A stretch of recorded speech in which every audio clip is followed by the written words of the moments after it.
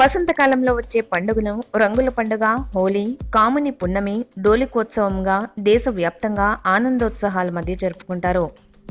హోలీ పండుగ పుట్టు పూర్వోత్తరాల గురించి విభిన్న గాథలు ప్రచారంలో ఉన్నాయి. ఉత్తర భారతదేశంలో ప్రధాన ఆహార ధాన్యమైన గోధుమలు కోతకు వచ్చే తరుణం. ఆ కోతల కోలాహలమే, హోహోకారమే హోలీ అయిందని కొందరి అభిప్రాయం. హోలీ పండుగను భగవంతుడైన కృష్ణునికి సంబంధించిన ప్రదేశాలైన మధుర, బృందావన్, నందగావ్ మరియు బారసానాలలో ఘనంగా జరుపుకుంటారు. బాలకృష్ణుని ఫాల్గుణ మాసం పూర్ణిమ తిథి నాడు ఊయలలో వేసినట్లు శాస్త్రాలు చెప్తున్నాయి. అందువల్ల బెంగాల్ రాష్ట్రంలో ఈ రోజును శ్రీకృష్ణుని ప్రతిమను డోలికలో వేసి ఊపుచూ డోలికోత్సవాన్ని జరుపుకుంటూ ఉంటారట.